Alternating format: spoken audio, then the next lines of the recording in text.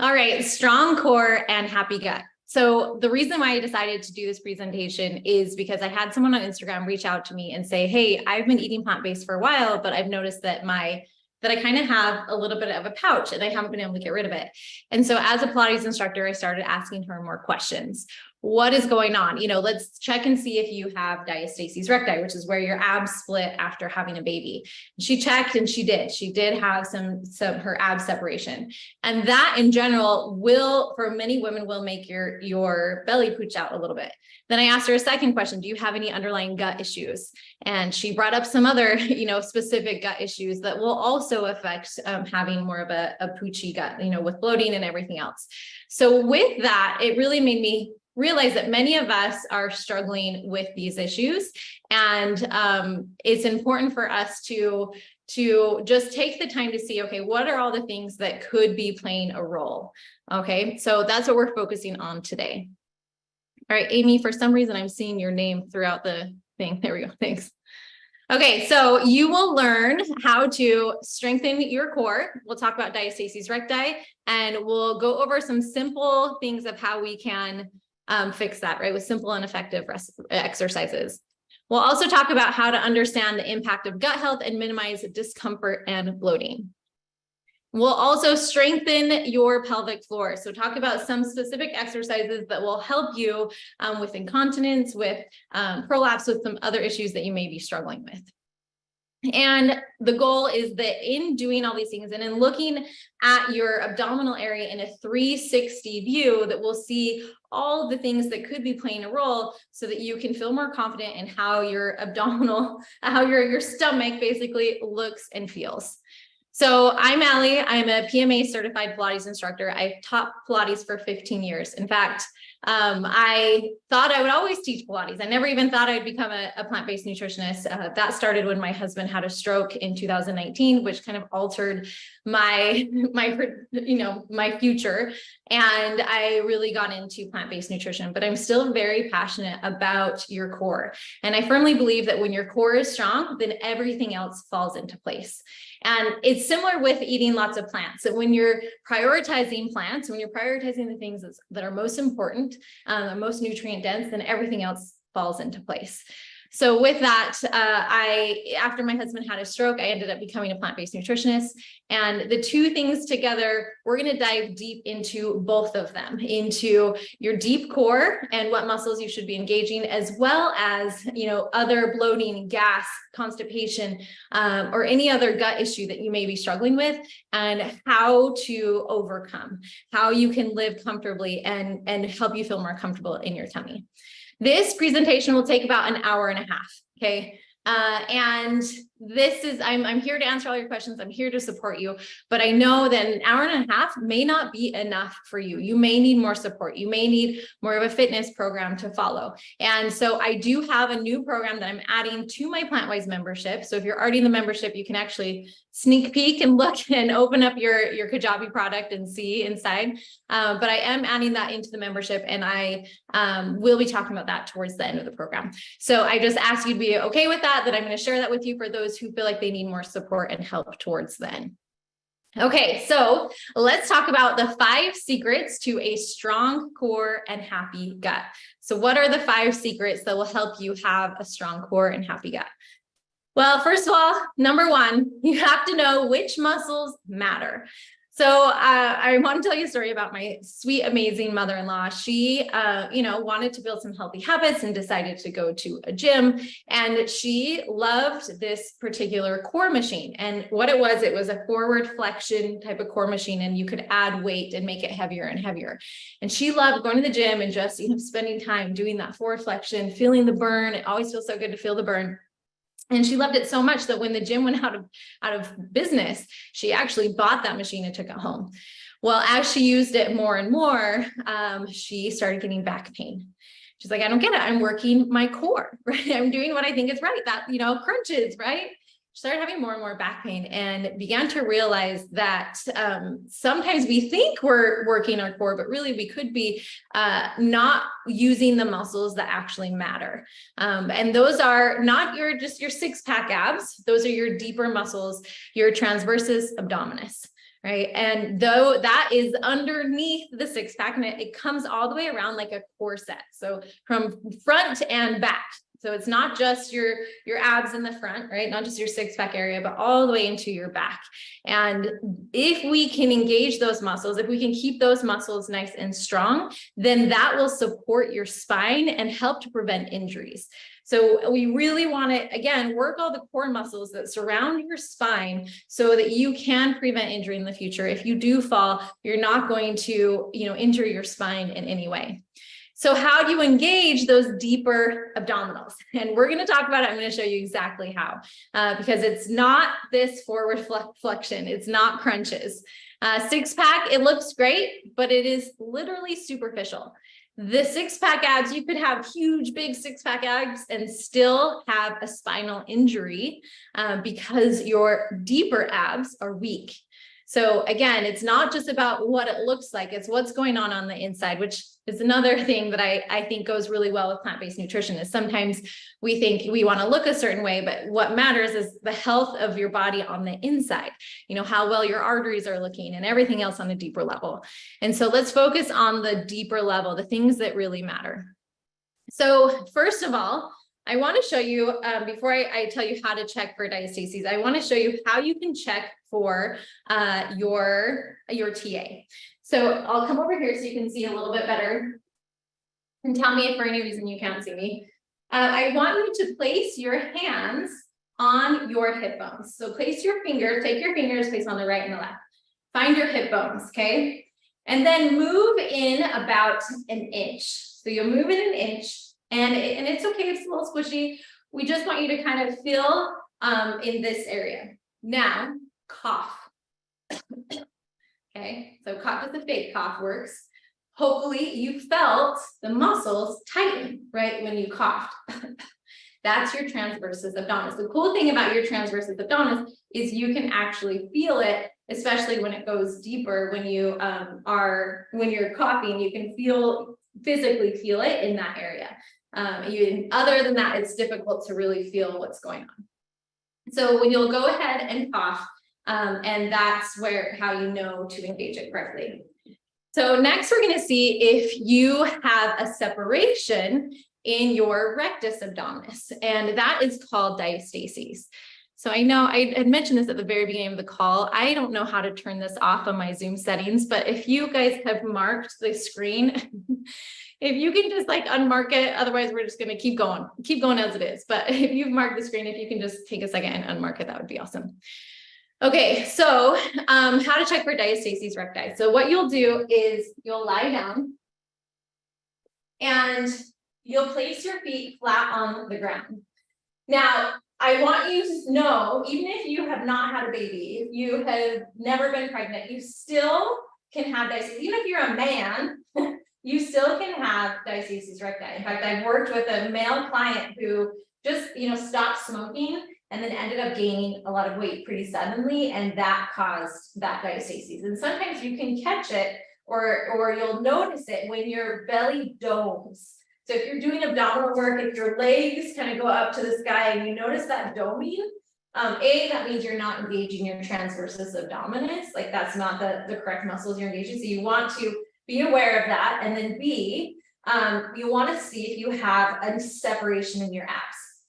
So you'll come on your back, you'll bring your hands behind your head and you'll crunch up.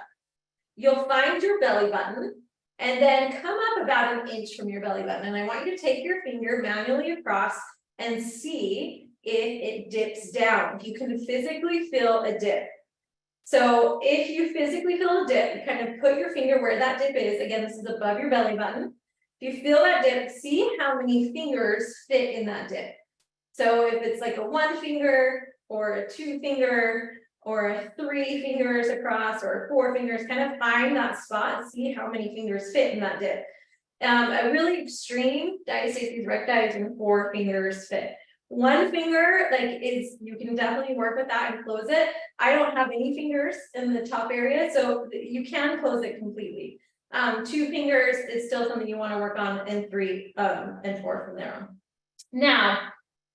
Now, I want you to check below, because that was just above. So now I want you to take your belly button And then bring your fingers below your belly button and see if you can kind of go across and check and see if you feel that gap, right? Bring your fingers across and lift up in your crunch. See if you can feel like a spot where maybe you have a little bit of a gap below your belly button. Okay, is it one finger? Is it two fingers? How big is that separation? Sometimes you might be okay in your upper abs, but maybe not in the lower abs. And that's why you may have more of a pooch in that lower belly, because they're separated there. Now, it's kind of normal to feel about, one finger inside your belly button. So don't worry about that. That's normal. That's fine. If you do feel one finger there, it's mostly below your belly button and above your belly button. So if you have that, number one, you do not want to do any crunches. No more crunches, right? You want to avoid those crunches.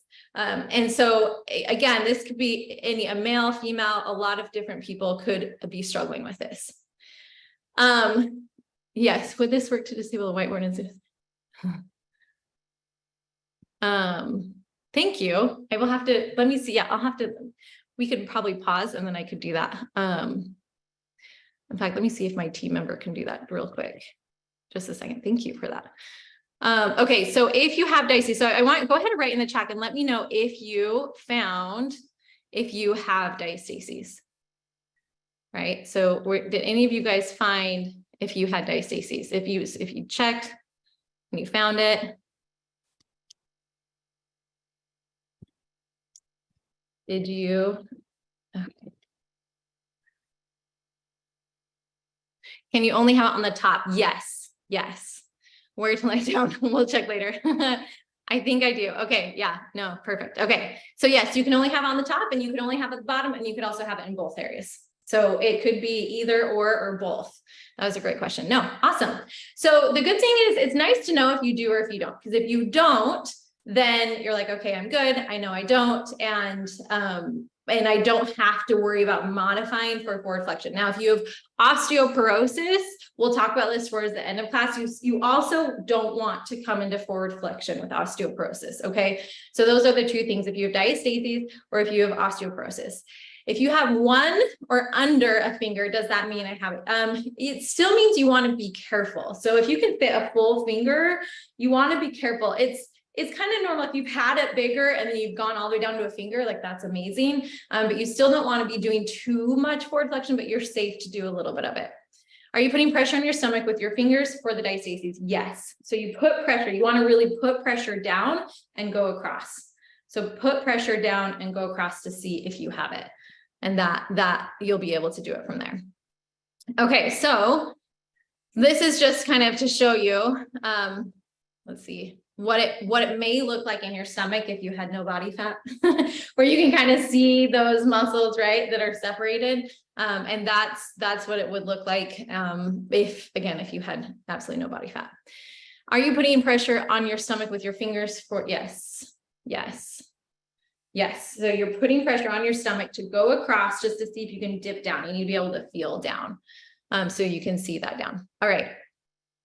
So how do we fix it and how do you engage your abdominals correctly? So even if you don't have diastasis, it's really important for you to understand how to engage your deeper abdominals correctly and what to do there. So if you can, second, and just release your belly. So you just come to a sitting position. So don't worry about where you are, just come to a sitting position, release all of your muscles, and just stick your belly out for a second. And I'm actually going to move back here so you can see a little bit. We're going to talk about elevators. I'm going to show you kind of what this says too, while we're going through it. So when you go into an elevator, you go inside the elevator and then you go up the floors. So that's what you're doing. That's why they're called elevators. You're going inside the elevator and up. So you're not just squeezing your abs, you're pulling your navel into your spine and up towards your neck. So it's an in and up movement. You pull in and then up, press in and lift it up. Okay. So relax everything completely. Stick your belly out. That's at the bottom level, floor 0, right? Floor 0, stick your belly out. No abs at all are engaged.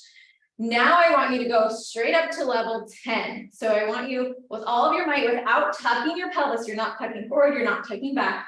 I want you to keep your pelvis in neutral and squeeze that navel in and up all the way to a level 10 as much as you can, and breathe through it as much as you can. Can you go even deeper? Can you go even deeper? Can you go even deeper, right? Without checking your pelvis. Oh, it hurts, right? Like you're as deep as you can. Okay, and release. You don't have to do a level 10 again. That was it. Okay, so now we're going to practice with, so that was level 10. So now I want you to go to just a 5. So halfway. Okay, and again, everyone can do this. In fact, it's so good for everyone to be working these muscles, not just if you have diastasis. So pull your navel in and up, go about halfway, not all the way to your 10, right? About halfway. All right, that's a level 5. That's where you should always be when you're exercising. If you're riding a bike, if you're walking, if you're, you know, lifting weights, you always want to be at least at that 5. You can release it and then just kind of brace your core when you can. When you hear a fitness instructor say, engage your core, that's what they mean.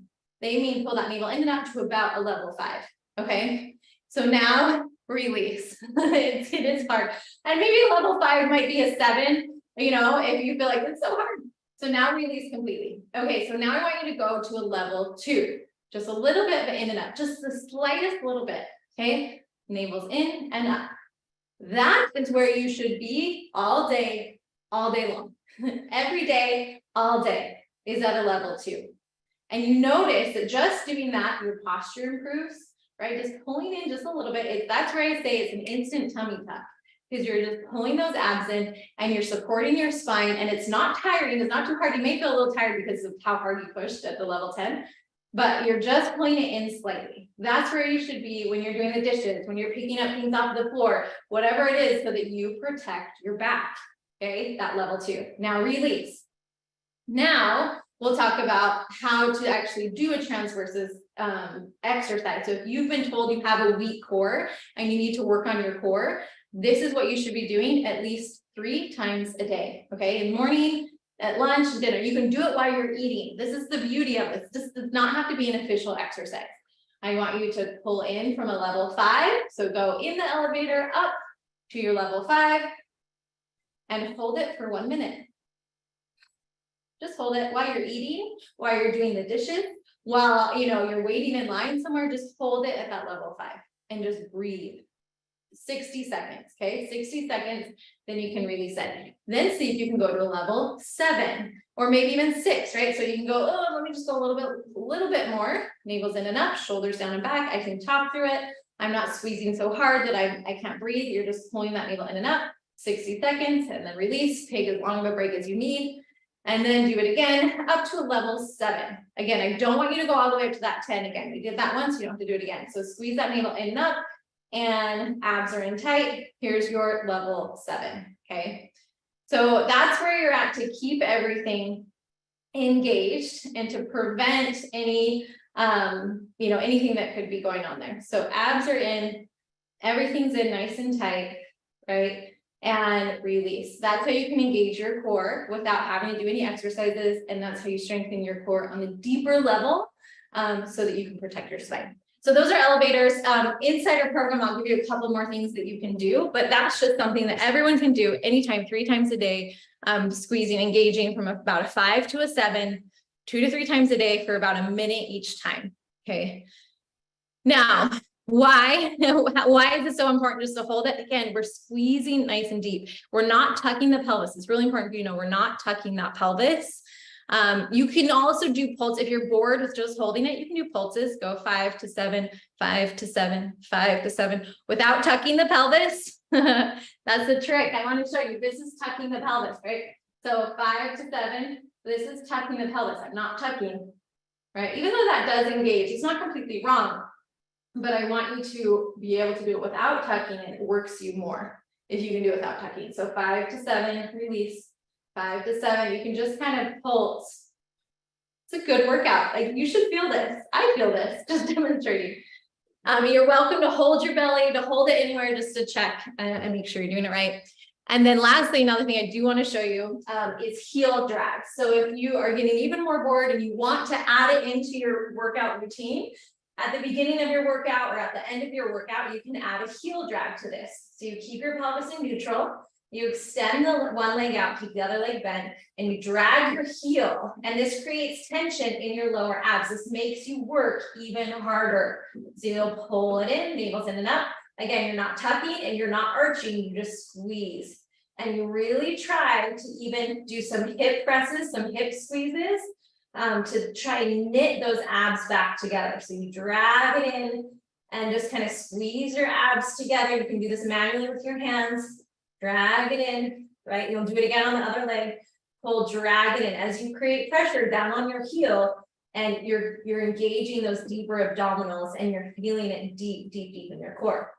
When you start to engage those abs, engage those correctly, again, it's going to pull and hold everything up. You're going to be supported. It's going to support your spine. There's so many reasons, not just for how it looks, but for all the reasons on the inside of why it's important to do this and to be doing it correctly. All right, so where to start? So where it's the DR, right? In general, it means you have that you really need to work on the transversus abdominis. Again, doing those 2 to 3 times a day. I always try to have it stacked. So maybe just do it at least when you're brushing your teeth, doing it when you're eating, doing it, you know, when you're already doing something that you're regularly doing, right? It makes it easier if you can have it, stack it. What to avoid? Again, I talked about this at the beginning, but you want to avoid the dome, that dome or coning effect. So if you can avoid that coning effect, you'll start to see your core dome sometimes. So see how in that middle where that lady's legs are up, that causes a dome effect in a lot of people. And when that dome happens, you've lost your TA. You've lost the deeper connection and you're putting pressure on your back.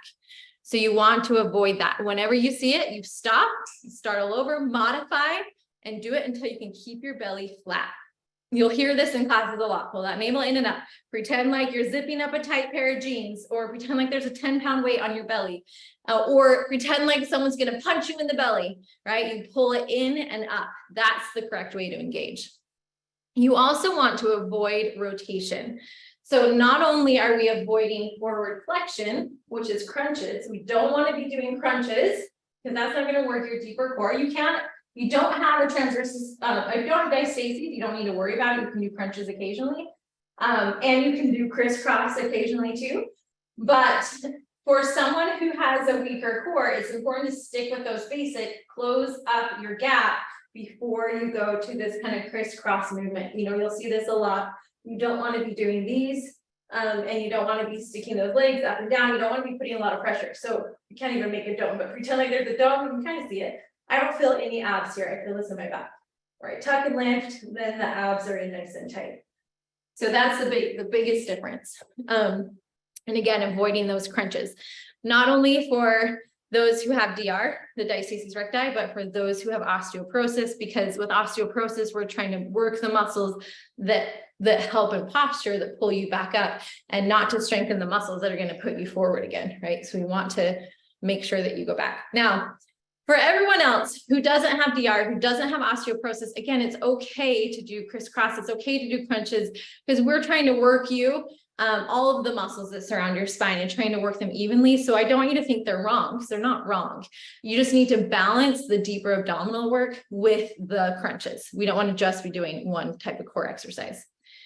Now, secret number 2 is your core muscles that are always forgotten is your back and your glutes. And you may be thinking, how does this have anything to do with my belly? But if your glutes are weak, if your hip flexors are weak, right, if your lower back's weak, then it's going to stick your belly out. And so we want to make sure that those muscles are also strong. Also, if you have osteoporosis or disc injuries, it's really important, like I said, to avoid crunches, but also to work those glutes, to work those abs in that right way, right? Where you're working your TA. And as you can see, this woman who's doing bird dog, it's also a really great way to work your core. Think, you know, again, pulling that navel in up, abs are tight, you're not arching, you're not tucking, you're keeping everything in. And then you can see when you work your legs or work your glute muscles, right, working your back muscles, you're still engaging your transversus abdominis. So we wanted to all work together and that you can work your core without coming into that forward flexion. Another great way to work or really things to work on if you have osteoporosis or any disc injuries, it's press ups.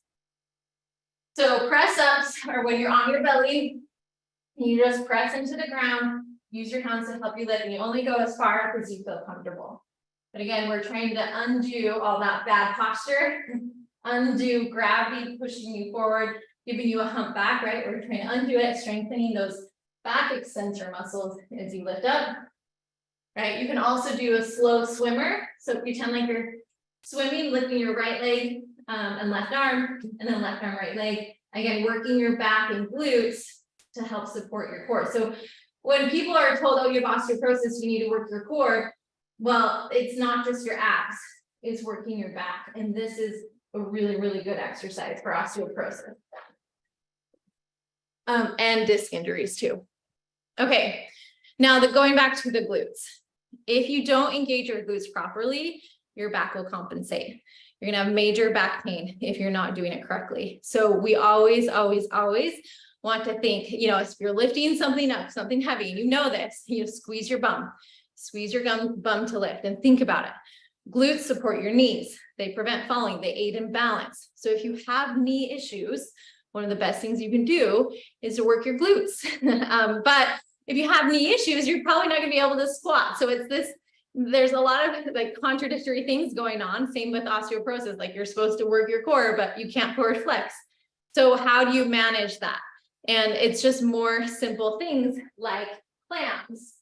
So I'll show you clams. So if you have any knee issues, doing clams, side leg clam, leg lifts are really, really good, right? And you can do it with your feet up. You can do just a simple leg lift exercise, but when you're lifting up your leg, you don't want it forward, you want to bring it back. So you're working your gluteus medius, which is the side glute muscle, which is often very weak when you have knee issues. This muscle also is key to help you balance, because whenever you're walking, whenever you're on one leg at a time, this is the muscle that is used to help you balance. So that's the glute muscles you want to keep strong with knee issues. So if you can combine, again, the glute exercises with the TA, that it's going to help prevent kind of that anterior pelvic tilt. So when you are working your glutes, for example, if you're tucking your pelvis here, so say you're lifting up, you're tucking your pelvis, like that's not good. Engage your TA, pull that navel in and up, keep your pelvis in neutral, and then you can engage your glutes, right? Kicking back, squeeze your bum. You want to keep everything centered. And that's going to help along with stretching your hip flexors, keeping those hip flexors nice and stretched, just by doing a basic hip flexor stretch. That will also help if your belly sticks out a little bit. So we don't want that back to arch. We want to kind of bring your hands into a triangle position, placing it on your pelvis. Your thumbs are in line with your fingertips, right? We don't want to tuck, we don't want to arch. We want everything in nice and neutral. Belly's in and up, and that is going to support your back, and it's going to keep your belly in. All right, so other common glute exercises are going to be squats, like you see them doing in the picture, bird dog, like I already demonstrated, hip bridges, which is just bringing your hips up and down.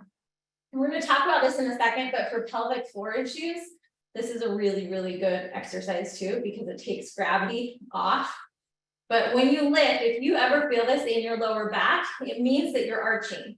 When you're coming into a bridge, you always want your pubic bone to be higher than your hip bones. And even at just the tiniest little tuck, so you squeeze your bum and squeeze your hamstrings, a little bit of inner thighs, and that's going to prevent back pain. So if you've been doing this in class and you just feel it in your back, not in your bum, stop, tuck, lower down, and then do it, and you won't feel it in your back anymore.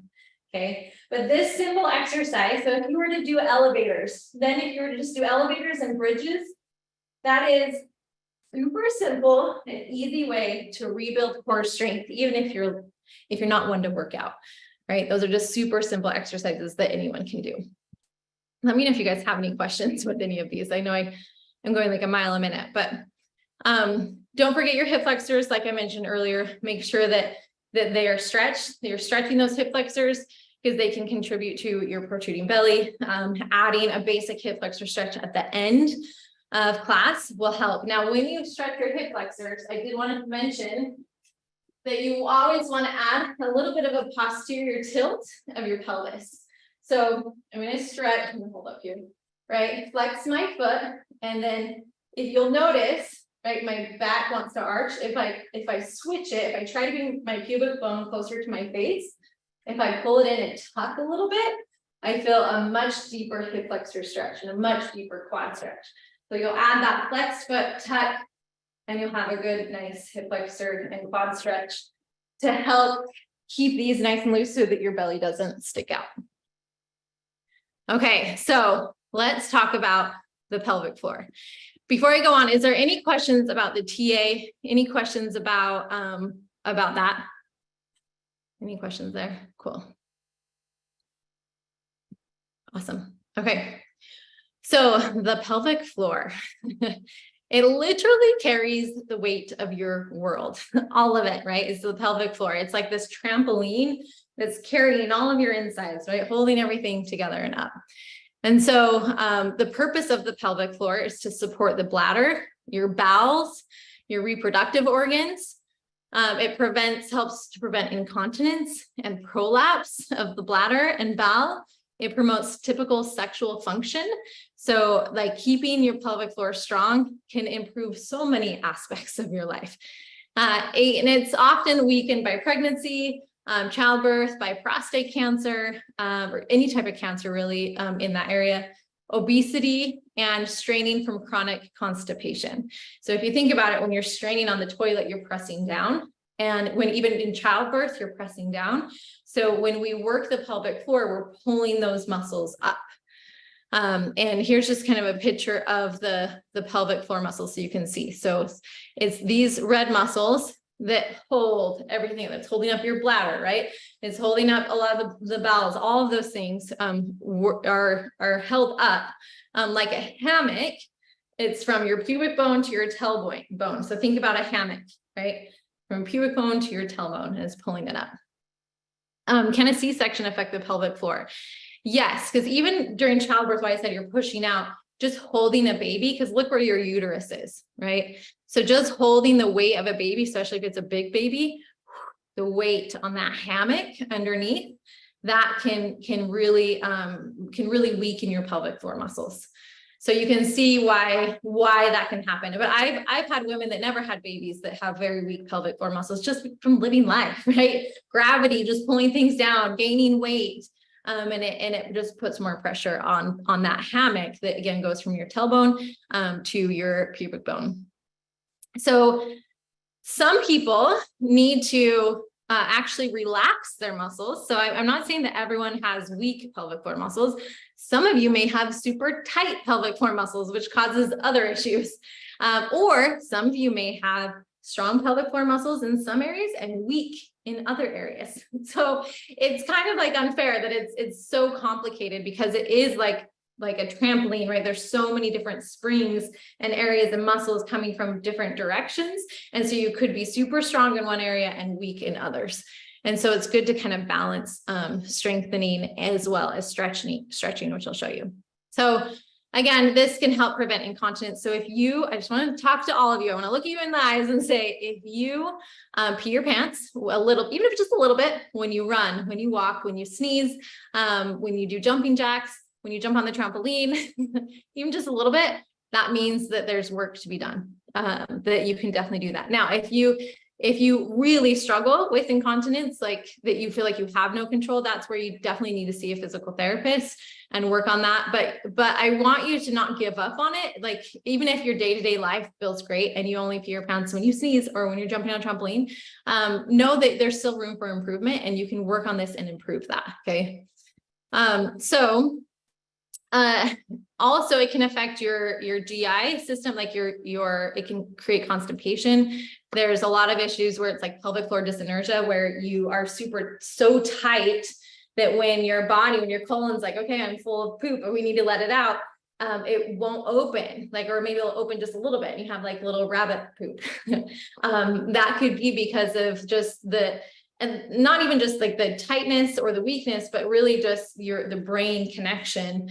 You've lost that connection with your nerves. And so they've lost the ability to know when to operate, when to loosen. And so that could be a reason. You may have back pain, right? That could lead to poor posture. This is really, really common. You have super tight pelvic floor muscles. You could have pain during intercourse or even reduced sensation. You could struggle to engage the correct muscles during exercise, right? So that you're peeing your pants. And postpartum, those who've given birth, especially who've had challenging deliveries, you're at a higher risk of having a weakened pelvic floor. So just, I feel like I wish that in America, it was required that all women after giving birth were required to have physical therapy on their pelvic floor because it's so common. Now, when the pelvic floor muscles are super tight, right? There's a lot of discomfort and pain that could come. And again, it's very similar to what I was talking about before. It could be constipation. It could be incomplete emptying of your bowels. It still could be incontinence, right? Still could be lower back pain. And there's a lot of risk factors here with, IBS, nerve damage, endometriosis can also cause really, really tight pelvic floor just because you're constantly in pain down there. So you're constantly flexing, poor posture, obesity, aging. And there's a lot of reasons too with your pelvic floor muscles. If you've had a history of sexual abuse, right, that also plays a role. So there's so many factors here. And again, I want you that if you feel like you need to see a physical therapist, that you should, and see a pelvic floor physical therapist. But know that even when you do see a pelvic floor physical therapist, most insurance companies' goal is only to get you to 80% healed or 80% better. Once you've reached that point, then you're on your own. So you do need to know the skills. You do need to know the exercises to do on your own and how to do them correctly. So how do you strengthen your pelvic floor, and what tools do you have or can you utilize in order to do that? Number one, just exercise in general. A lot of us think that, okay, you should do Kegels. And truthfully, Kegels aren't the best way to strengthen your pelvic floor. Kegels are just squeezing the muscles. Like, the Kegels are where you're going to the bathroom, but holding it in, you're just squeezing. And when you are strengthening your pelvic floor muscles, you need to do more pelvic floor lifts that are different from Kegels. So I'm going to kind of explain that. So the cool thing is everyone can do this one. I know before we were lying down, I want everyone right now to do this because you're at least sitting. You can do this, you can follow along. So first of all, keep your pelvis in neutral. So sit up tall, shoulders down and back. And I want you to think of again, the Kegel muscles where you're having to go to the bathroom to hold it in. But I just want you to think of your pelvic floor muscles. Think of that hammock. Think of the front part of the hammock that's pulling from your pubic bone towards your tailbone. And I want you to just think of pulling that in and lifting up.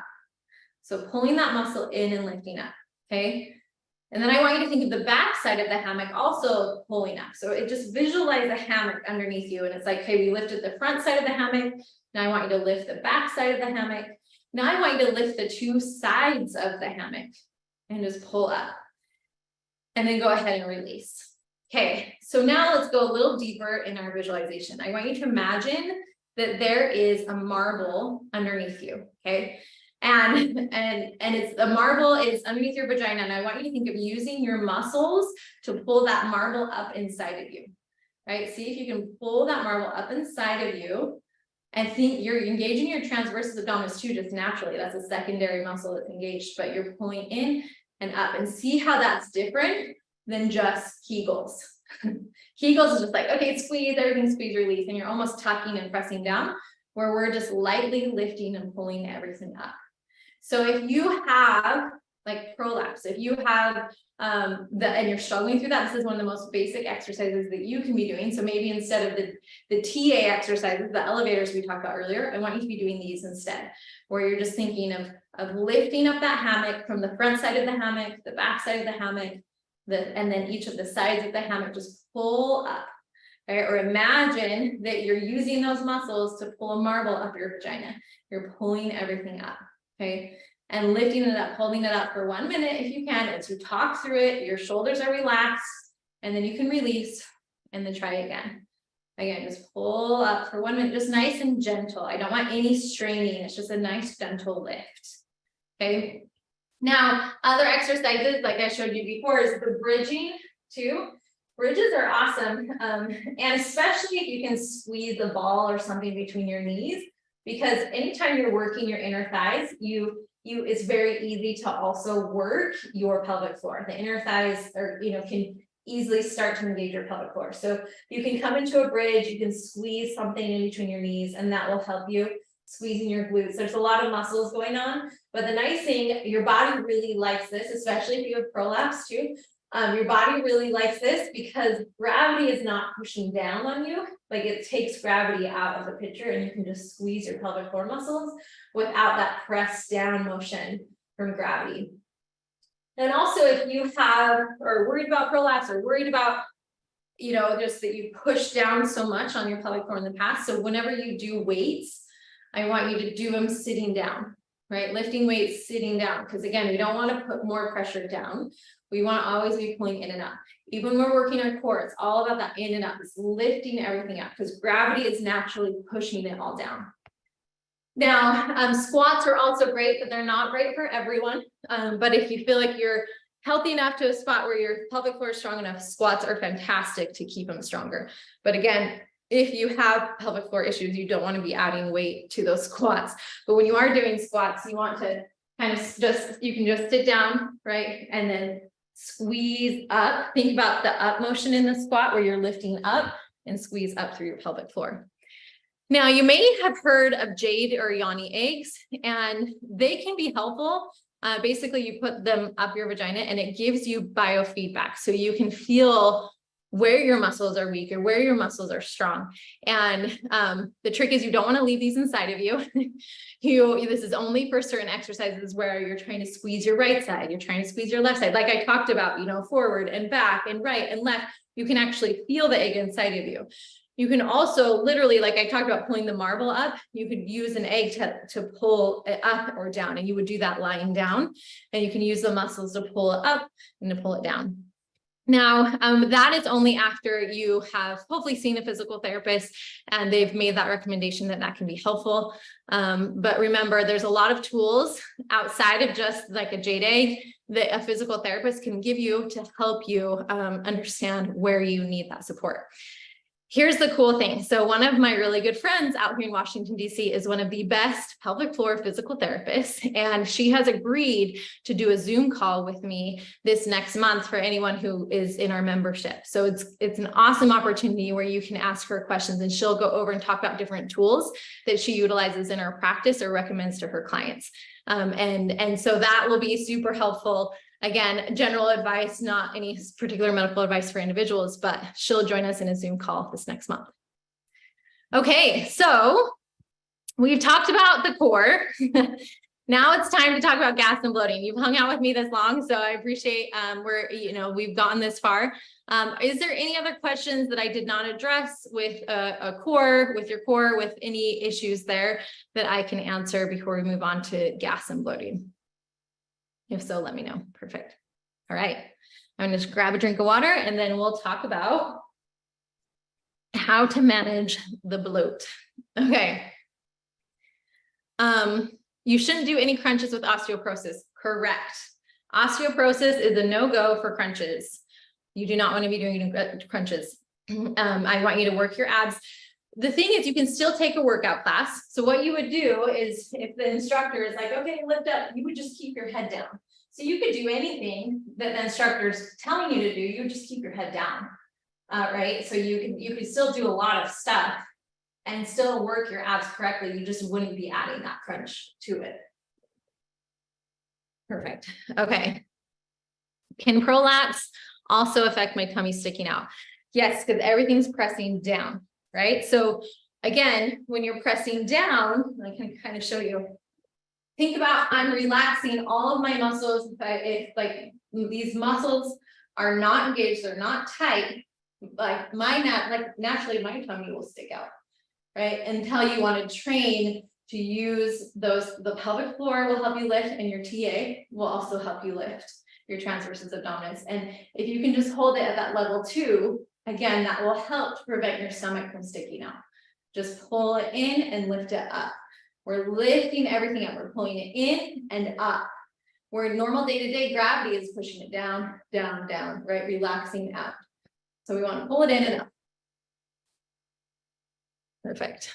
Awesome. Okay. Perfect. Let's talk about gas and bloating and how we navigate digestive harmony. First of all, I want everyone to know that it's okay if you have gas occasionally. That is totally normal.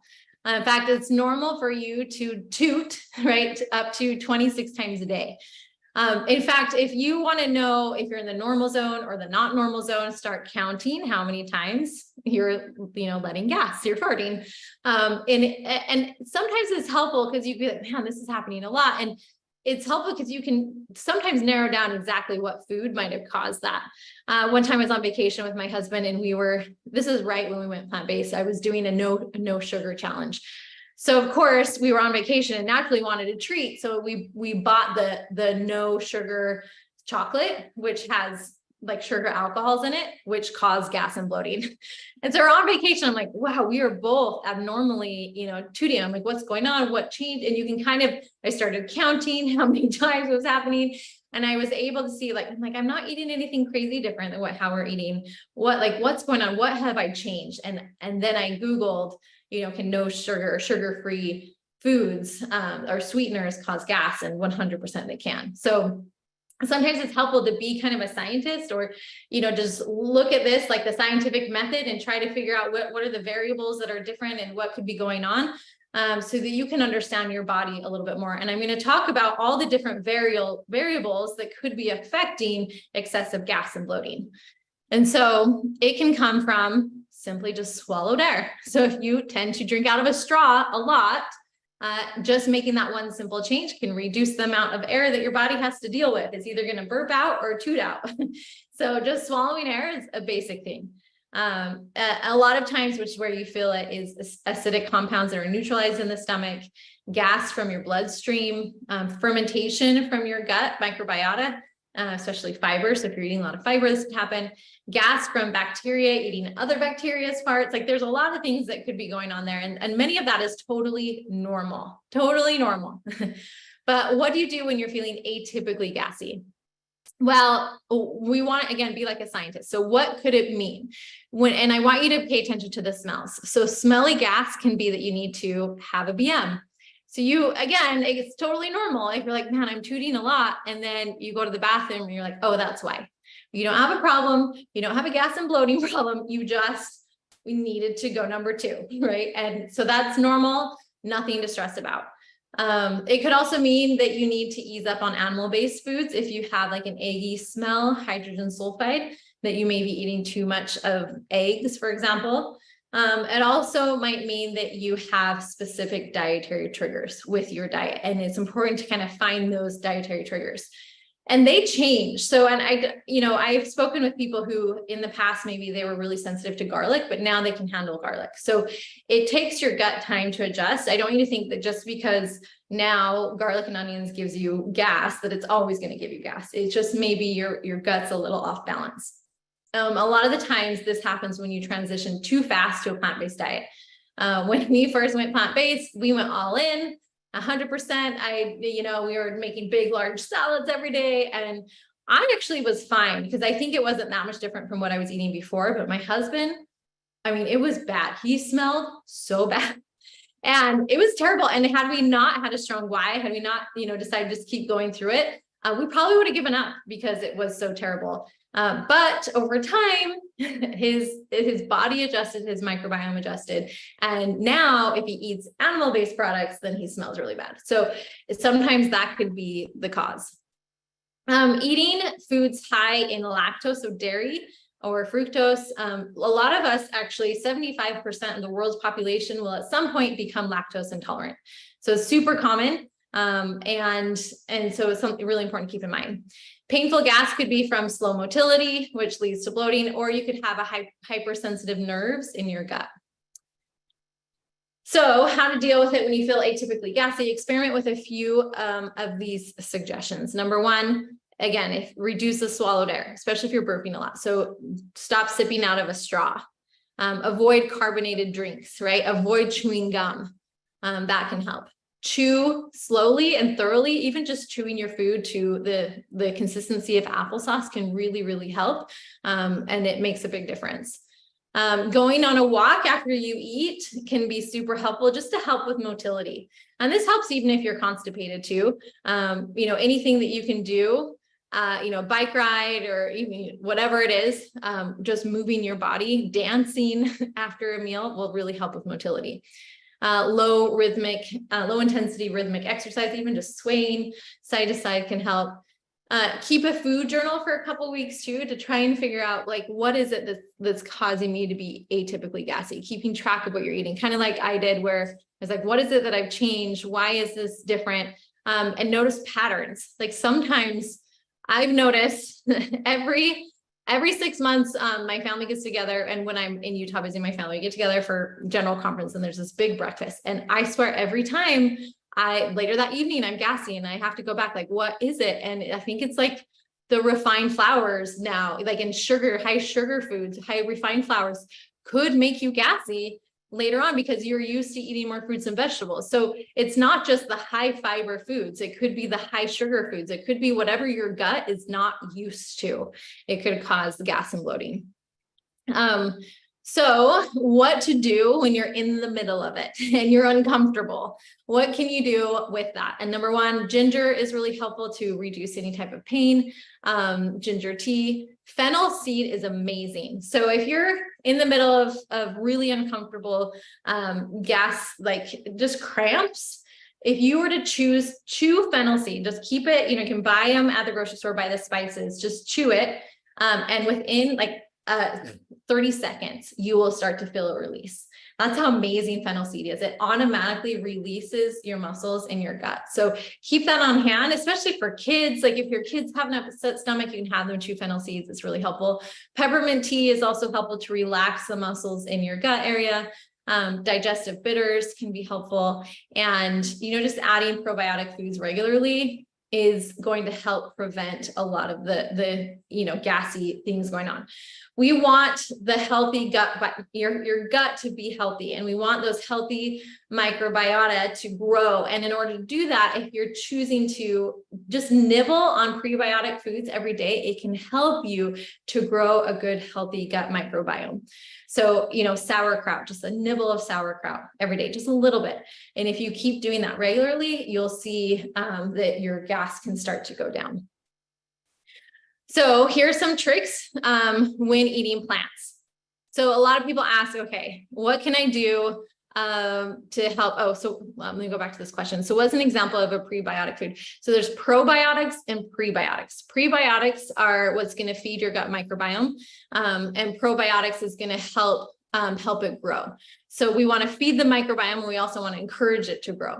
So feeding it is just going to be high fiber foods, because your gut microbes, they love fiber more than anything else. It is their favorite foods. If you have gut issues, it all goes back down to you're not eating enough fiber. And we'll talk about how even if you have flare-ups, you might need to cut back on fiber for a second if there's, things going on. But in general, you still want to aim to add more fiber to your diet. There is a too much fiber for everyone, and that limit could be different for me than it is for you. So you don't want to overload your system. It's just like going to the gym to work out. I can handle a certain amount of weight when I'm lifting weights, and someone next to me could be lifting a lot heavier weights. But regardless, we all want to lift at where we feel comfortable, and we don't want to go too heavy, too fast, or else we'll be super sore. Same thing with your gut. If you add too much fiber too soon, too fast, your gut's going to be super, super sore. So we need to build up to it. Now, as you're building up to it and you're adding more plant foods to your diet, especially if you do what I suggest and eat more beans instead of meat, that you literally replace your meat and your recipes with meat, with beans, with lentils, right? That you'll feel that you might be more gassy. So the best thing to do is to start with lentils instead of regular beans, because lentils, the smaller the bean, the less likely it is to cause gas and bloating. So start with small beans like lentils.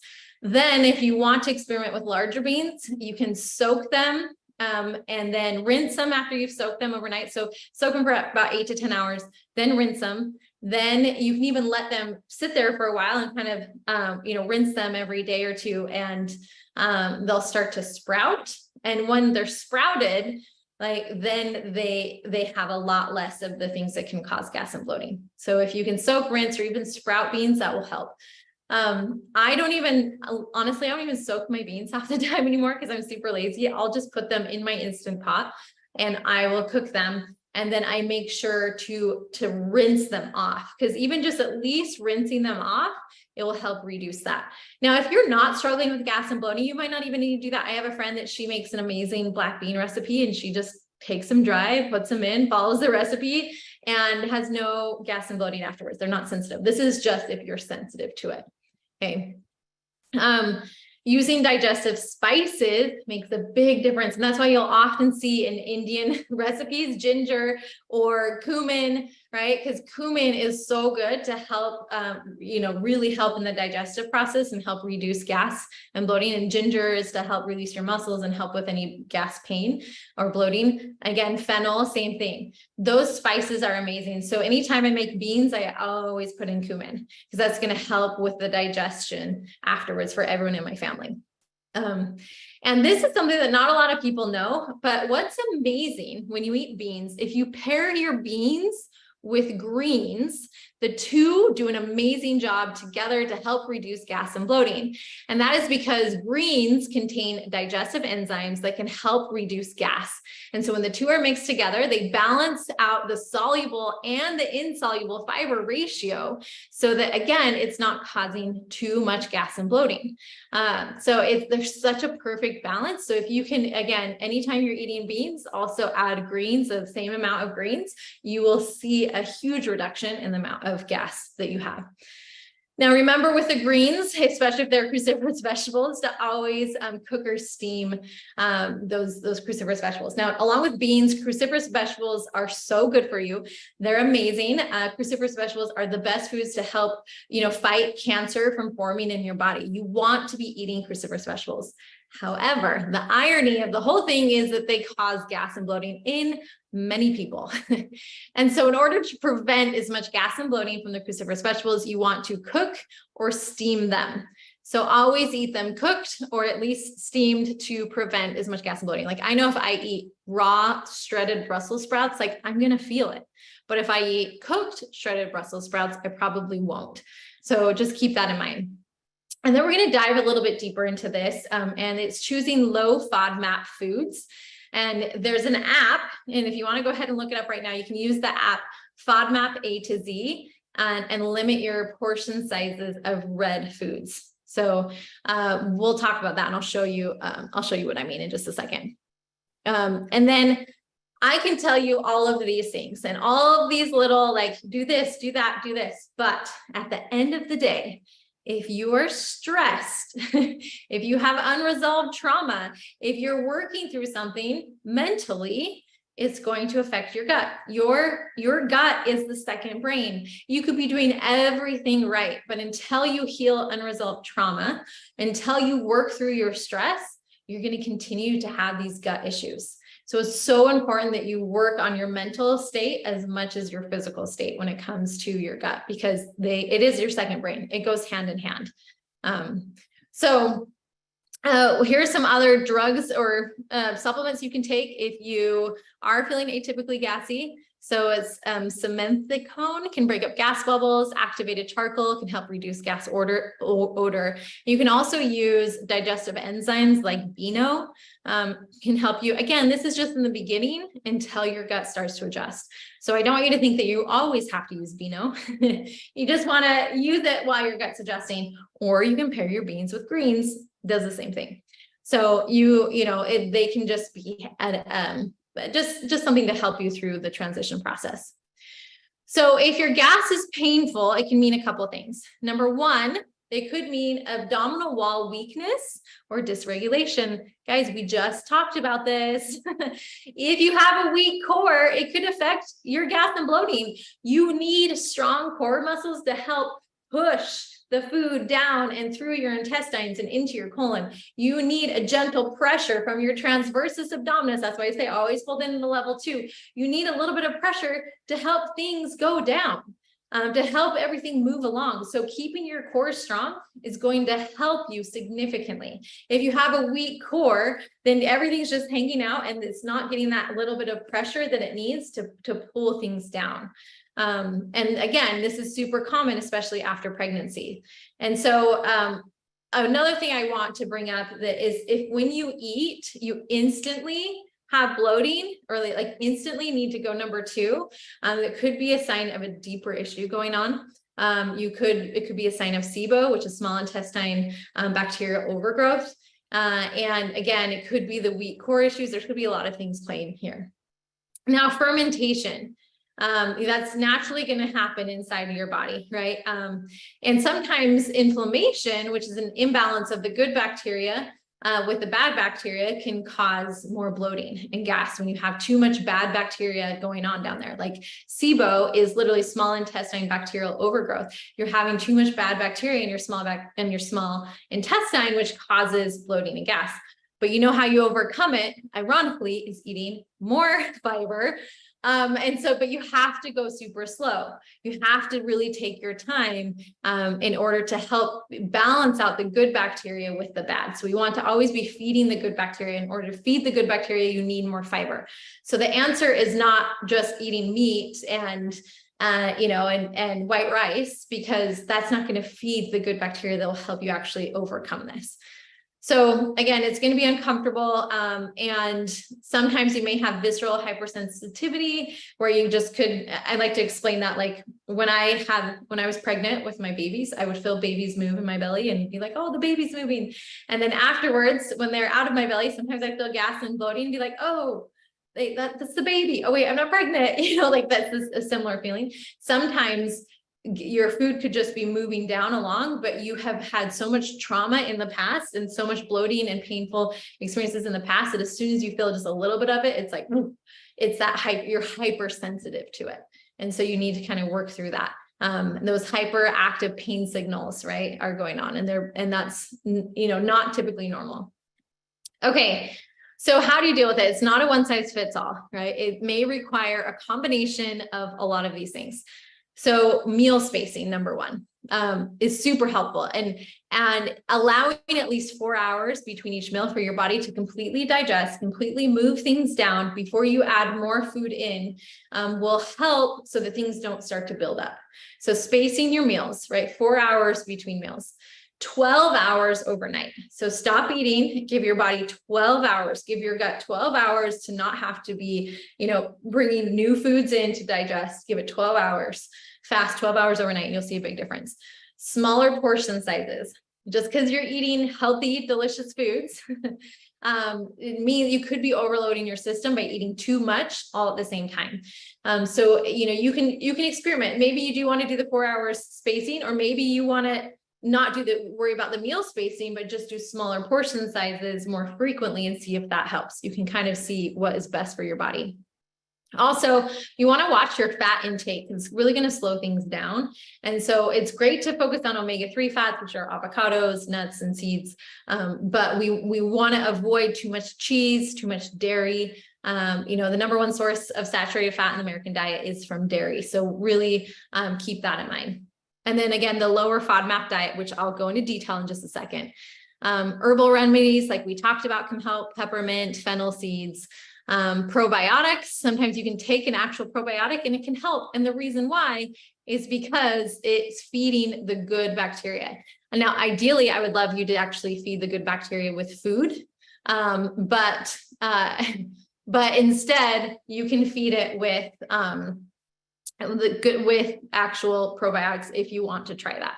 But a lot of probiotics, it's just kind of like you're gambling. You could be guessing. Sometimes it could help, and sometimes you'd be spending a lot of money on a supplement that doesn't do anything. So there's other lifestyle and therapeutic recommendations like yoga and Pilates, which is, I'm a big fan of Pilates. Again, engaging your core is going to help move everything down. Yoga is really good too. You're doing a lot of like the detoxing, the twisting and things to kind of help things move along. Walking is also fantastic too, just walking. And anything to help with your mental state will always improve your gut. So when to talk to your doctor. So you may have an underlying gut issue and it's more serious than what I've addressed here. So if you have had like severe weight loss, if you have severe pain, if you have chronic diarrhea, if you have bloody stool, if you have fever, right? That's when you know you need to talk to your doctor, and don't wait too long. Like, go ahead and talk to them, because you may have a gut issue and when you're in a flare up, you can't just give your body a ton of fiber when it's in a flare up. You have to wait for things to calm down. And that may mean medication. It may mean going to the doctor, getting medication, calming things down, and then you can add fiber, going slow and low. A lot of times we think, oh, you have Crohn's disease, you have diverticulosis, you have all these things, and we know the fiber is really good for it. But if you're in the middle of a flare up, you got to back up on the fiber, right? We got to really take it nice and slow.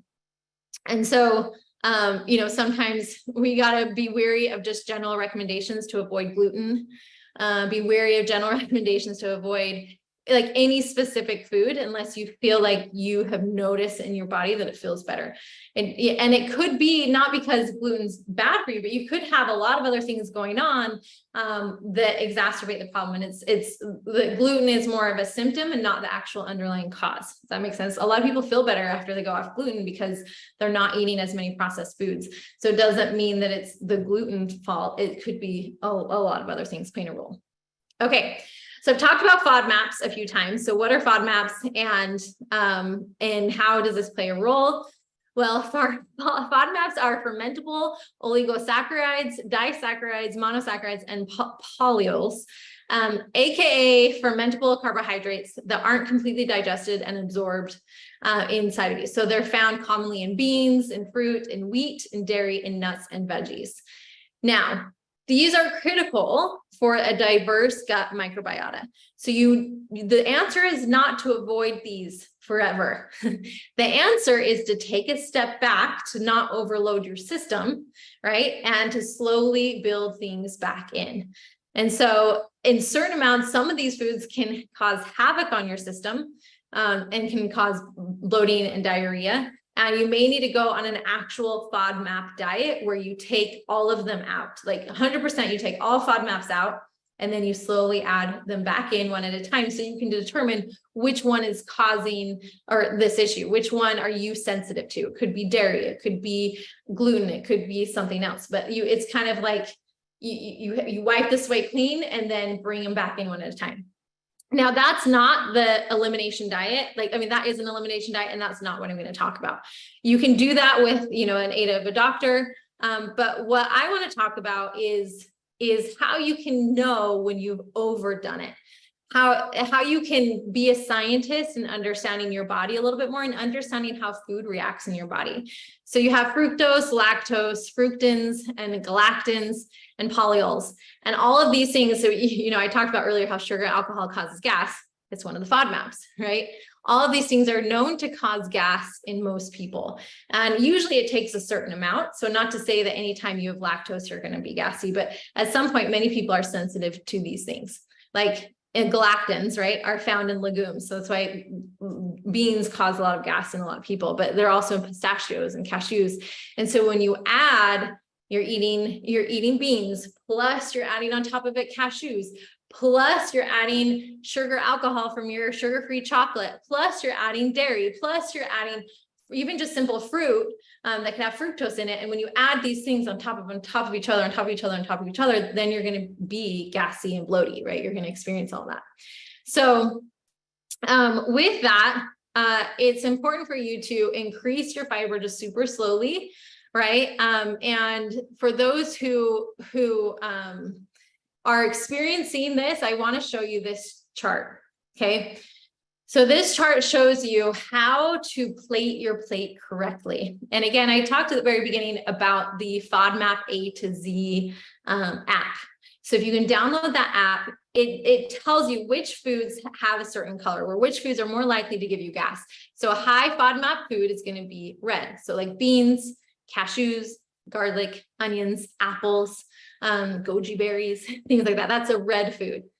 Greens, leafy greens, ironically, are green most of the time, unless it's like Brussels sprouts, but leafy greens are green. And then there may be other foods that are yellow.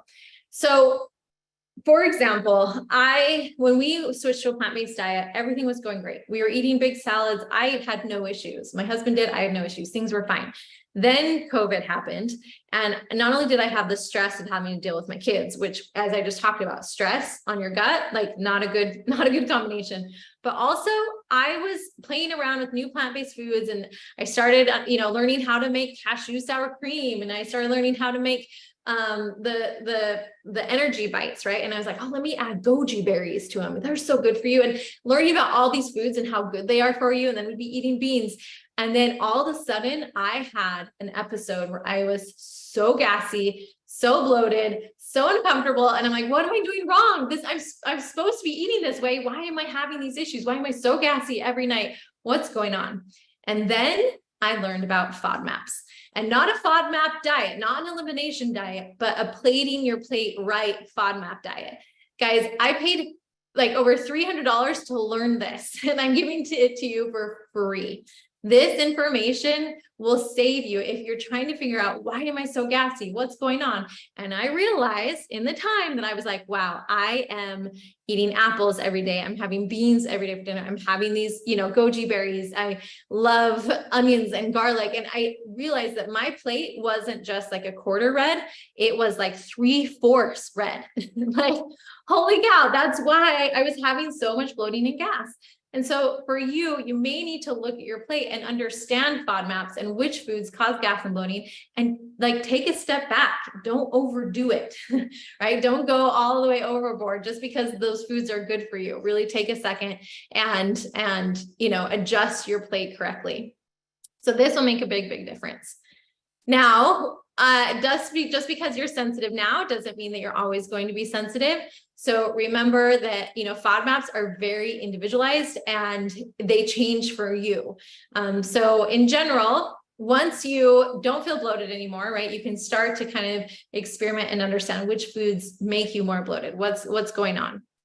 Is it apples, right? Is it mangoes? I love mangoes. Or is it more like wheat? Is it, what are the things that are causing more gas and bloating in you? And then you might want to cut it out. Like, for example, garlic. You might want to just cut garlic out of your life for a while. But here's the thing. Garlic is one of the most powerful foods to fight cancer. Out of all of these fruits and vegetables that they measure, they found that garlic was the most potent cancer fighter food. And so you don't want to cut garlic out of your life completely just because you're sensitive to it. You want to be able to build back up to it. So cut it out for a while. Give yourself time to adjust. And then when you're ready, maybe add a little bit here and there. And it's like, if you're sensitive to broccoli, it doesn't mean that you should never eat broccoli ever again. It means that you need to reintroduce it to your diet very slowly, like 1 broccoli tree. And then next time there's broccoli, maybe have 2 broccoli trees, right? And the next time, maybe 3 broccoli trees. Just go super slow. So that's how you want to add it back in. And don't be surprised if you do everything right, and some days you just are bloated and gassy. Like, here's the deal. This happens to everyone, no matter what you're eating. All of us experience a bad day every once in a while. And you're like, what did I eat? That's normal. It's when it's happening every day that you need to worry about it. But if it's just like, oh, every once in a while, then you're okay.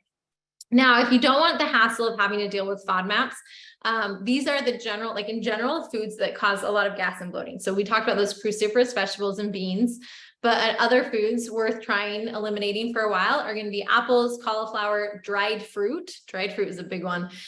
Leeks, legumes, milk, mushrooms, my heart. I love mushrooms so much, but yeah, too many mushrooms, onions, garlic, pears, stone fruit, watermelon, yogurt. It might not be FODMAPs in general. It could also be your caffeine intake, your coffee, alcohol, and other artificial sugars. So keep that in mind. Again, be a scientist to try and figure it out, and you will be able to overcome. I'm so glad that I didn't just give up on a plant-based diet after having that terrible episode. I'm so glad I understood, okay, I need to just back off on certain foods. And when I adjusted, I, have been in a really, really good place, except for the occasional, now I know that if I eat too many refined sugars, refined sweets, that I'll pay for it later, right? So sometimes you just know what you're sensitive to after that. Okay, so that was gas and bloating. let's talk about constipation. Now, typically, most people have a bowel movement no more than 3 times a day, right? You can go 1 to 3 times a day, which is normal. More than that is something you need to look into. Less than that is usually a sign that you're constipated. But you could be constipated even though you're going every day. So even people who are regularly going to the bathroom could be constipated. So with that, there's always those days you're going to be constipated when you are traveling, right? When you can't go to the bathroom, you're in a situation where you're like, I can't go to the bathroom, and then you're constipated, or it kind of sets you off your routine. Certain medications or supplements will cause constipation. Stress, again, other trauma-induced mental health disorders, again, that gut-brain connection. Endometriosis can cause constipation because you're always, tensing because you're in a lot of pain. Pelvic floor dyssynergia, like we talked about, your pelvic floor is so tight, and when you need to go number 2, it won't open up. Or any type of pelvic floor dysfunction. Excessive dairy and meat, right? That can cause constipation. So for most situations, the solution comes from just 3 simple things, okay?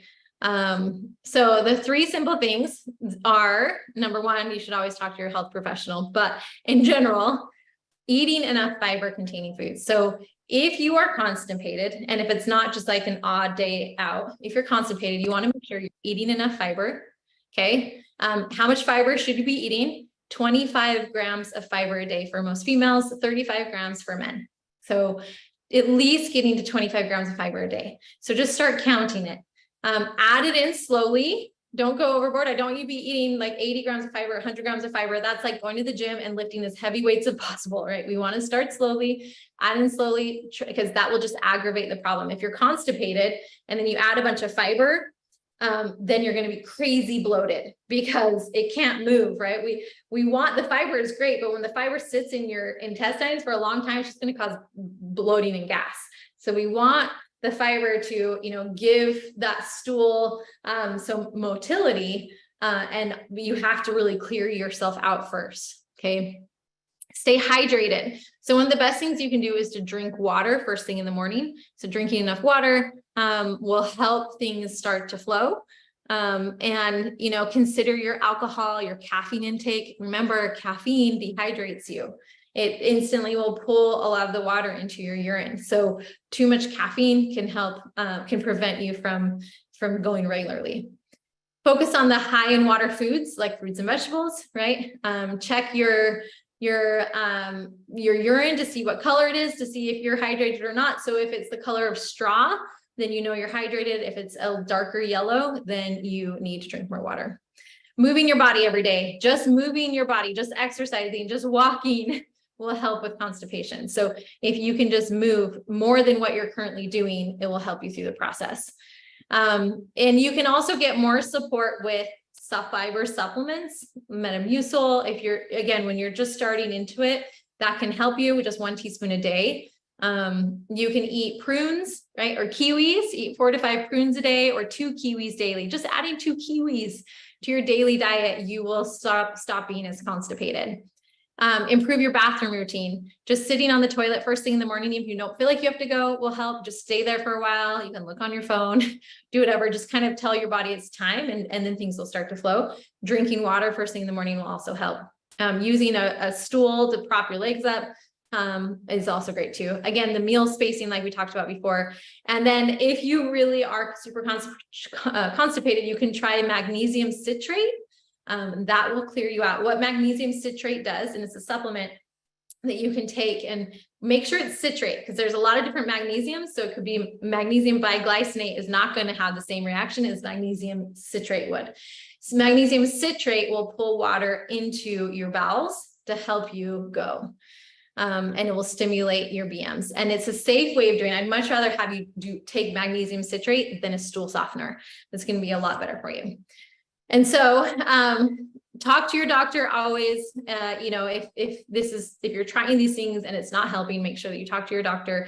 It could be related to something more serious going on. The worst thing is it could be colon cancer, because if you have a polyp up there that's blocking your ability to have BMs, you want to make sure that is addressed. Okay. All right, just a couple more things about gut issues that I want to address. Number one is diverticulosis. It's common in adults over 40. And by the age 60, half of American adults have developed diverticula in their walls, right? In the lining of their intestines.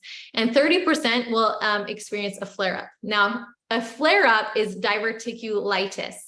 That's when you're in a flare-up. And like I said before, whenever you're in a flare-up with a gut issue, you have to stop eating so much fiber. You have to take, like stop eating fiber. So this is the problem when you go to your doctor and your doctor says, oh, you have diverticulitis, you're diagnosed, and they tell you do not eat fiber, like fiber-rich foods. So you think that, okay, I should never eat fiber-rich foods. But the problem is, once you're outside of the flare-up, you should be eating more fiber. It's just during that flare-up, in order to heal, you don't want to be, right? So it doesn't mean that you should avoid fiber completely. It just means you're in a flare-up and you need to back off. But once you're out of your flare-up, then it's important to go slow and low, right? Starting with small amounts of cruciferous vegetables and beans, right? And make sure that those cruciferous vegetables are cooked. Strive for adequate fiber first. Most Americans are only getting 10 to 15 grams of fiber, and you want to at least get to 25 grams if you're a woman, right? Or 31 grams for men. So other factors, remember there could be trigger foods. So you're making sure that you're paying attention to which foods could trigger it, and inadequate hydration. So make sure you're drinking enough water. Stress, it always goes back to stress. Hormonal changes, if you're going through menopause, then that may play a role as well. Now, what about SIBO? I mentioned it earlier, but SIBO is the small intestine bacterial overgrowth, and it occurs when there's just an abnormal increase of bacteria in your small intestine. So while you should increase your fruits and vegetables in general, when you're in a SIBO flare-up, again, you don't want to. You need to go super slow and low. So minimize high FODMAP foods, like we talked about. And then when things are starting to feel better, start to add in more of those vegetables. And again, address the digestive motility issues. You don't want to be constipated. So we got to address that because it can make SIBO symptoms. I have one more thing. So we want to make sure to address that. Okay. Now, let's get your gut happy. Let's get everyone in a good spot. I want you to know that it is so important to be eating plants and stop worrying about what you're taking out, and more important to focus on what you need to add in. Only 1 in 10 adults are getting enough fruits and vegetables, right? Eating 8 to 10 servings of mostly vegetables every day will prevent 7.8 million deaths worldwide. It's so important that we're eating more plants. This is where the real change starts to happen. We need to be eating enough fruits and vegetables. We need to be eating enough whole grains, legumes, nuts, and seeds. And so shift your priorities and stop worrying so much, especially if you have a gut issue. Let's stop worrying about protein. Okay. Let's just shift your priorities. If you have a gut issue, that should be your last worry on your mind, because if you're eating enough calories, you're getting enough protein. So shift your priorities. Let's get you healed. Let's get your gut better. Let's feed you, the vegetables that you need. And then if you are eating protein or other foods, then let's try to eat them in an order that will help prevent. I know someone asked me, I'm diabetic and I am worried about when I eat fruit, I have blood sugar spikes. So this is what you can do as you're adjusting to more fruits and vegetables. You eat them in a certain order. So number one, when you're eating your foods, eat vegetables first, right? Eat your vegetables first. Eat your carrots first. Eat your green beans first. Just eat a handful of veggies, eat your greens, and then go to maybe your protein and then your fats, and then your starches and then your sugars. So if you have a blood sugar spike from fruit, eat carrots first, then fruit, or eat your fruit with a little bit of peanut butter. And that's going to help you keep everything stable. Don't avoid fruit. Don't avoid these foods that are so good for you. You need to be eating more of them. They have so many antioxidants, polyphenols, all these things that will help reduce disease in your body. So keep that in mind. We need to see the bigger picture on all of this. And when it comes to what keeps your gut happy, we know that fiber is one of the best foods that you can feed your gut. The soluble fiber acts like a sponge and it binds to cholesterol, helps to carry it out of your body. So this is what can help really keep your cholesterol levels nice and low.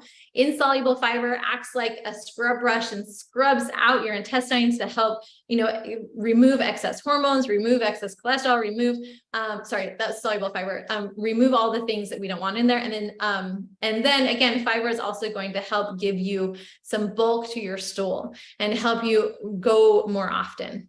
So most Americans, again, 97%, it's about 95, 97% do not consume enough fiber. And most of us are overeating on the RDA for protein. So again, we want to make sure that we are focused on what's really going to heal us. And with that, even though we're worried about gas and bloating, we still want to be eating all of these things because our gut microbiome loves fiber. It's their favorite food. And when the microbes in our gut eat fiber, it produces short chain fatty acids, which then go throughout our whole body and help heal us. It helps reduce our risk of cancer, of diabetes, of heart disease. It helps to heal our gut lining, right? It helps to reduce inflammation. So if you have so much inflammation in your gut and your stomach and all of those things, the best thing you can do is to eat more plants, is to eat more fiber. But ironically, again, you have to go slowly. You have to start slowly. It will help give you more energy. It will help reduce your risk of cancer, right? There's so many reasons why we want to be eating more plants and why we need to focus on that, especially if we want to live a long and healthy life. So with that, we should aim to eat at least 30 different plants a week. And that includes not just fruits and vegetables, but that's also, whole grains, nuts, seeds, and legumes. So we want to eat a variety of plants. So we're feeding our gut microbiome the foods that it needs in order to be the healthiest it can. And so here's a variety. What we want to get a diverse diet, we want fermented foods, right? And someone asked, what's an example of fermented foods? So there's sauerkraut, there's kimchi, miso, tempeh, all of those are fermented foods. Fruits, greens, whole grains, seeds and spices, aromatics, which are garlic and onions, right? Legumes, mushrooms, sea vegetables, which are often overlooked, but so good for you, like nori, like in sushi. Cruciferous vegetables, again, are those cancer crushers. So if you experience gas and bloating from cruciferous vegetables, you don't want to give up eating them. We just got to keep it nice and slow and low. So with that, the last thing I want to address is as you get older, there's a risk of getting a weaker core with age. So like I mentioned at the beginning, that it's so important for us to not only eat all these plants, right, but to also work on our core. So when we're prioritizing the things that matter most, then everything else will fall into place. And prioritizing your core strength, prioritizing eating the right foods will help to prevent so many issues. But as you age, there's a greater risk of losing your balance and the loss of muscle tone, which can lead to other contraindicated conditions, right, that we want to prevent. Now, here's the thing when it comes to food. There is currently no evidence to suggest that protein or amino acid supplementation without accompanying exercise interventions increases muscle mass or strength in predominantly healthy elderly people. I want to repeat that over and over and over again, that there is no evidence, right? And you can even look up the study on this. Just adding protein will not prevent fractures. Just adding protein will not prevent the loss in muscle mass. You have to exercise. So it's not just about eating the right foods, but you do need to add in some simple strength training exercises like we just talked about in order to keep you healthy and living longer. With menopause, with osteoporosis, 1 out of 2 women over the age 50 will break a bone because of osteoporosis. That is half of you. 1 out of 2 women over 50 will break a bone because of osteoporosis. Hormonal changes during menopause cause fat to be stored in the belly, and it increases insulin resistance overall. So how do you avoid that? We just talked about it in this whole class. Number 1, preload on vegetables. Preload on vegetables, preload on vegetables. Before you eat your meal, eat your vegetables first, right? Number 2, reduce the amount of saturated fat. Especially with insulin resistance, you have a higher risk. And I go into this in another video. I won't go into detail here, but high intakes of saturated fat will increase insulin resistance. Okay. Studies show that it's more important than diet is exercise to prevent fractures and increase bone density. And even just simply walking plays a huge role. So making sure that you are walking, walk as much as you can. And that will help to prevent any injuries or risk of injuries in the future. Okay. So if you guys can hang with me for just a couple more minutes, I know that I just gave you so much information. Like I gave you so much and you're probably like, great, I'm good to go. And right now you're probably in this, this emotional cycle of change where you're like, I feel like I can do this, like uninformed optimism. Like, yes, I just got all this information. I can do this. I can go forward. I can practice these exercises. I can work on eating more plants. I can do this. But truthfully, you're going to go forward and you're going to see that, you may actually, it may be harder than you think. You may not hold yourself accountable and actually do the things you need to do. And then you're going to be frustrated because maybe you'll experience gas and bloating, right? Maybe you won't see any difference in your muscle tone and you won't see any difference in your poochie belly that you really want to work on. You maybe not be losing weight. You're not going to see what you need to see. So making sure that you, can come out of that valley of despair is so important. And that you are really, you need help to come out of the valley of despair in order to come to that informed optimism, to recognize that this was hard, but you can do this. So with that, I have a question for you. This was just the tip of the iceberg. I want to give you so much more. Imagine what is below the surface. If this was just the tip of the iceberg, and that's why I created the Empowered by Plants membership. So if it's okay with you, I want to spend just a couple minutes to explain this membership and to give you a super special offer that I do not give everyone. This is just for those of you who are on the call today. So if that's okay with you, we'll go forward. So with that, I'm sure you're like, this information is so great, but this is hard. I feel overwhelmed, but I know I need to do this. And I want you to know that you can be supported on a much higher level. And you can strengthen your core. You can improve your gut health. You can help reduce unwanted weight, right? And you can reduce your cholesterol, your blood pressure, your triglycerides, and any risk of chronic disease. And, I've worked with so many people. I've helped them lose weight. I've helped them reduce their blood pressure medications, and get to a point where they feel comfortable, right? But if you try to do this on your own, you may experience a lot of gas and bloating. You may feel like you're overwhelmed with how much information there is. And so most importantly, remember, food and exercise is only half the battle. The other battle is what's going on in your head. All of the doubts, right? That we don't believe in ourselves. We don't believe that we can do it. And you see that, yeah, that's great for someone else, but not for you. And so with that, our membership covers everything. We talk about how to eat more plants without even trying. We talk about how to really focus on not counting calories or macros or working out endlessly in order to get results. But I teach you how to fish, how to make this a lifestyle change. This is not a temporary diet. And so I never want you to give up on any food group completely, just to shift your focus towards more plants and to, focus on simple core exercises and walking. That's all you're going to really focus on. And this works even if you're new to plant-based eating, or if you have done it for a while and you just want more support, even with the core product. So in the membership, this is what you get. Number one, we have weekly cooking video demonstrations. You can learn new recipes, again, if you're a beginner or if you're advanced. We have monthly master classes that are pre-recorded where you can dive deeper into a plant-based subject. We have group coaching calls once a month, where we all meet together on a call and review how you're doing, where you need more support. You can ask any questions. We work on your mindset in those. I have recorded and live Pilates classes. So you can join. I have over 40 recorded Pilates classes that when you join today, you'll get access to. It's a new product that I'm making available just now. It's a strong core, pelvic floor, and more.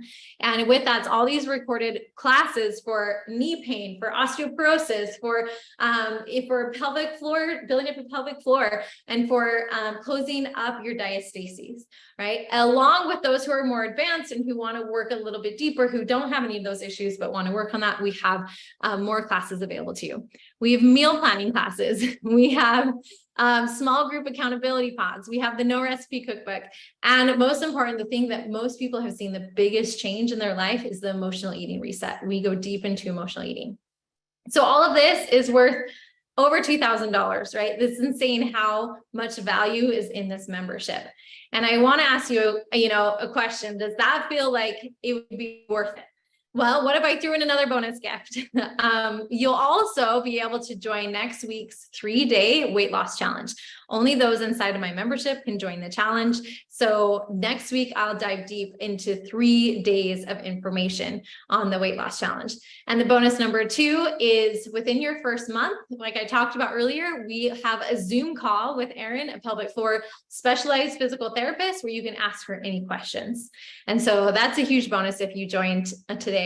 So all of this is easily over $2,000. And if it helped to just strengthen your core, prevent falls, prevent having to go see, a doctor and to pay for all these health bills, would it be worth it? If it helped with the world ecosystem, right? If it helped with the animal welfare, would it all be worth it? And I like to over deliver. And so I promise that you can get all of this for just $10. Yes, just $10 for your first month. And then it's $37 after that. Yes, Faith just dropped it in the chat. So go ahead and click on that link in the chat to join our membership for this special offer. I told you at the beginning, this is just for you. This is just a special offer for those who are joining this core class today. And again, you can cancel anytime. So you get your first month for $10, where you get, again, all of these things. You get the core product, right? You get to go diving deeper. You can watch this call over and over and over again to understand, what it is that you need to be working on. Remember, this isn't a cost, it's an investment. I can save you $37 in groceries over the next month, or even $10 in groceries, because vegetarians spend $750 less on groceries a year. And so, yes, the first month will start today. So if you sign up today, then the first month of $37 a month would be the 22nd of September. So you would want to, if you want to try it out, then you would have until then to cancel. You need at least a day before. So a full 24 hours before. So it would be the 21st. Keep that in mind. Plus, yeah, it's an insane deal, guys. Like, it's ridiculous. Plus, after a while, you will make more money because of all of the money you'll save on physical therapy, right? All of the money that you'll save on doctor's bills, and even just on groceries, right? And having more energy, because when you're eating right and when you're exercising, you're so much more productive. Like, you feel better, you're doing better, you're not in as much pain. And when you're in pain, it's worth it. It's worth everything. Now, this is Erin, who had a really serious gut issue that we have worked with her. And she said plant-wise was key to me overcoming each struggle I had with eating plants. She knew she needed to eat plants, but she knew she couldn't do it alone. She knew she would need that added support. So again, just a reminder, this is what you get for $10 for your first month. You get weekly cooking video demonstrations. Now, the longer you're in the membership, the more cooking video demonstrations open up, because again, they're weekly. So if you think about it, the longer you're in, the more you'll be able to see with that. So that just adds over time. You get the monthly masterclass. Again, each month it opens up a new masterclass. So the longer you're in the membership, you'll see more of that. You'll get access to our monthly mindset class, our group coaching call, where we'll do another call with me live, the recorded and live Pilates classes. So I teach live Pilates classes on Saturdays at 9 a.m. Eastern time that you can join live with me over Zoom, or you can just watch the recorded classes in your core product. You have meal planning classes, small group accountability pods. And here's the thing, we have an awesome not only a meal planning class, but a live cooking demonstration with Faith next week. If you join, you'll be able to cook with her. She'll show you quick 10, 15 minute meals that you can make. Like, we give you so much support. It's ridiculous. I want to over deliver. I want you to feel like you've joined a community. You have these small group accountability pods where you respond back to them. You tell them your goals and your gains, and we work on that. And we'll go in detail about that next week when you join the weight loss challenge. We have a no recipe cookbook where you'll also get this cookbook for free that in and of itself is worth $37. And again, that emotional eating class. And with our 2 bonuses, bonus with Erin, meeting with Erin, and then the bonus of the core classes. So it's definitely worth more, way more than just investing the $10.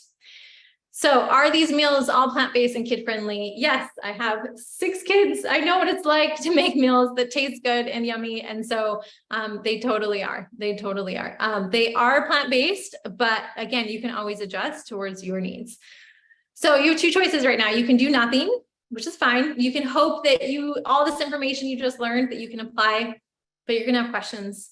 And if you think about it, like any swimmer, if you think about Michael Phelps, this is actually a funny story. Michael Phelps, his sister is a Pilates instructor, and her and I work together at the same Pilates studio. It's like my claim to fame.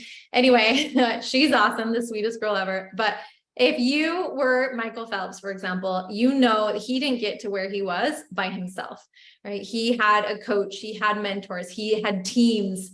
You know, you need a team. We're not meant to do this alone. We're not meant to go through our struggles or reach our goals alone. We're meant to go together with a team and with support. And so that's what I want to give to you. And so you can, again, choose to do nothing or sign up. It's only $10. But let me know in the chat if you have any other questions, and we'll finish it here with the Q&A. And then again, Faith wrote that has the link right here. I'm just going to give you the link one more time. Now, here's the question. There it is. Perfect. Do you get lifetime access? So with the membership, it's just month to month. So it's month to month. So as soon as you're done with the membership, then you'll exit out of it. If you want lifetime access to our course, then that's something else that we'll talk about later on. Okay. Is group coaching included? Yes. So you have a group coaching call once a month where we have a call just like this, and I make everyone talk on the call, see how you're doing, where you have questions, where you need help. How much time does this take? Well, each of my the recorded cooking classes is about 5 minutes. So they're not super long. So just a couple of minutes there throughout the week. And then once a month, you have the master class that's recorded that I want you to dive deep into. And then I want you to exercise. So however long, 3 times a week to do these classes, the fitness classes. So it's kind of like you can get out of it as much as you put into it. Just depends on what it is that you put into it. So with that, are there any other questions? Are there any other questions? I'm going to go ahead and stop sharing my screen so I can look at you guys. Thank you for being so patient. And one day I'll figure out how to make it. So I guess I could have stopped sharing my screen and shared it again, and then it wouldn't have that weird mark, but now I know. All right. So any other questions with our membership? I know a lot of you who are on this call right now are already in the membership. So again, if you're already in the membership, just go ahead, open up your Kajabi portal, and you'll see the new core class in there, which is awesome. And you'll be able to start doing it right away. I've added new videos. You have the recorded classes that you can do. There's advanced, there's super beginner, there's for knee pain, if you have knee pain, if you have sciatica, if you have all these issues, we have those videos. And what I'm really excited about is it's going to keep building over time. So even though there's just a few videos now for the beginner section, more and more will be added over time. Thank you, Miranda. Thank you. No, I hope my goal is just to serve and to help you. I know I went way over time, but it's like I get so excited about how I learned everything the hard way, and I don't want you to have to go through the hard way. And again, this is just a glimpse. This is just a glimpse of what's waiting for you, especially a lot with the mindset section. And it's like, I want to tell you, I want to give you what you want, but once you're inside the program, you'll see that you have everything you need. Like that you'll be able to really come out of the pit of despair, that we can pull you up. But I promise you, if you join this, if you pay the $10 and you join, and if you don't take advantage of every ounce of it, you're going to think it was a waste. So you need to do the work on your end and actually log in. Bonnie's here, and she's the best example. She joined the Plant Boys membership in January and didn't do anything for a few months. And then she started using it and was like, whoa, this is amazing. And she started losing weight and started seeing a lot of progress. And so again, you want to be able to not only join, but then to go in and actually dive a little deeper. So awesome. No, thank you so much. Yes, definitely check it out. And I will send a reminder to, so this offer, just so you know, this offer is only available for 1 week. So starting next Tuesday night, we have our weight loss challenge. You need to be inside the membership in order to participate in the weight loss challenge. And that starts next Tuesday at noon. So you need to join before Monday night. so that you are in the program and can join the weight loss challenge by Tuesday. So you have a week to sign up. So make sure you don't wait too long. I would just say start now while you have any questions. Okay, so how do you cancel? It's super easy. You can email us and ask to cancel, or you can just log in on your computer. You cannot cancel on the app. So once you download it, and I'm going to actually talk about that next too. Once you join, you'll get an email that says download the Kajabi app and download the Kajabi community app. You will do that and be able to watch all the videos inside the app, but you cannot cancel inside the app. You have to log in online. When you log in online, you can just simply go to plantwise.com and then go to log in and then go to settings, and you'll see your little like billing. There's billing section there and you can cancel. It's really self-explanatory, but just know you have to do it on your computer. But if you're, not tech savvy and don't know how, you can always email us and we'll cancel you out too. Yeah, so this program is awesome because if you struggle with your family, I hear you, I understand you, and you're not alone. You'll have a community of people. Again, what you put into it is how much you'll get out of it. So we have an amazing community of over 200 women. A couple men are sneaked in there too, but over 200 women where you can ask all the questions. You have a variety of like, I'm doing this, but my family's not. What do you feed your family this? What do you feed your family that?